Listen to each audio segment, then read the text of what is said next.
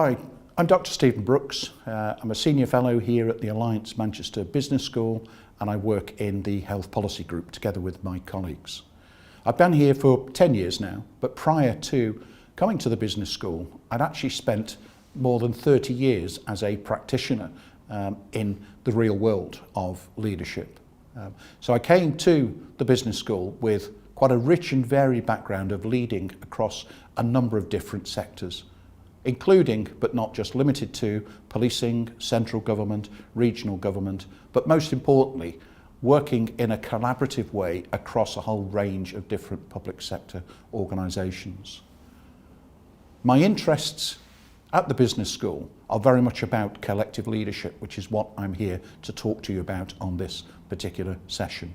It's something that I'm very passionate about, it's something that I believe is really important, and hopefully when I've given you a very brief description of what I mean by collective leadership, you hopefully will share that passion and want to go forward and make a difference. What I'd like to be able to do in this short session is to explain firstly why our approach to leadership at Manchester Business School differs from approaches that you may have seen elsewhere. And secondly, to briefly describe how our approach to leadership will help you as a developing leader to take a much wider perspective in your day-to-day working life. The main aspect that I want to talk about is the difference between collective and individual leadership. One thing that we can say about leadership is that it's been spoken about for as long as humans have inhabited this earth. And in fact, it even predates our human ancestors, and we can look back to the primates and the dominant approach that we see, for example, in silverback gorillas. But of course, today, leadership is far more complex.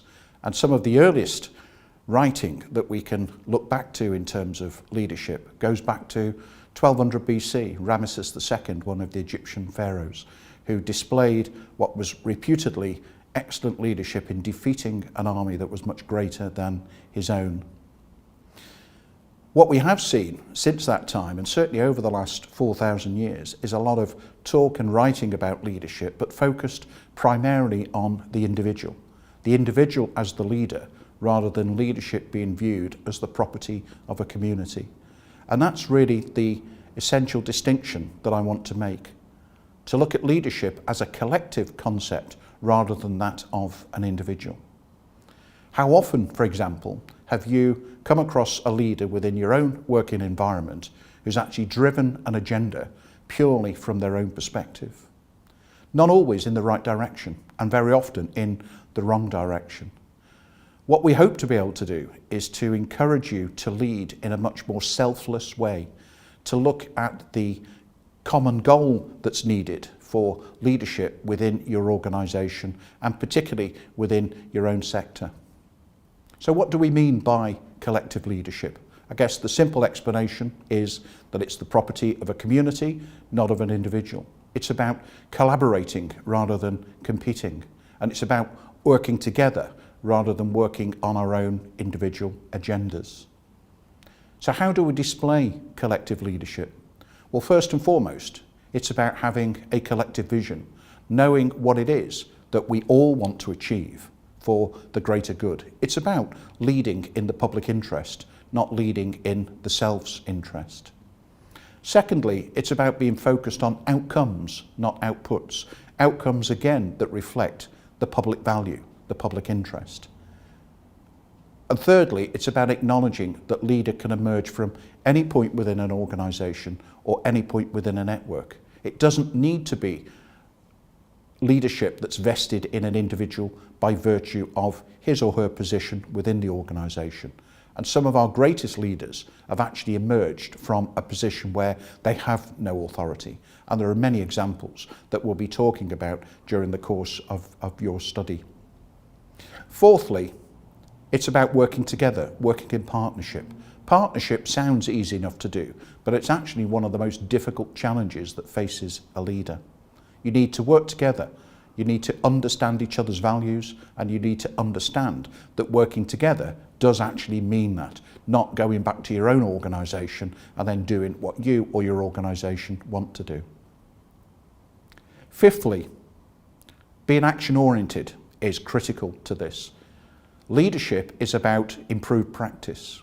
It's not just about the theories of leadership, and this is one of the unique aspects of our programme, that your learning will be applied to your workplace, and that is absolutely essential to the rationale of our teaching. It's about applying your leadership challenges within the workplace to improve the outcomes that you want to achieve collectively.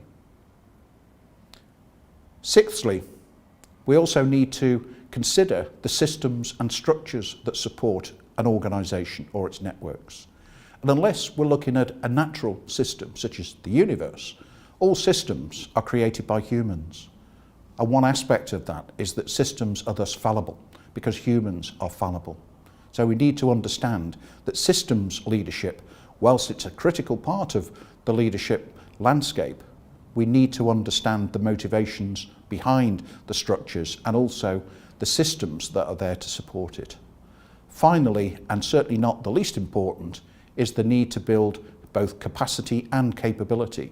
And we can only achieve improved leadership if we build the skills and behaviours that are in line with the collective vision.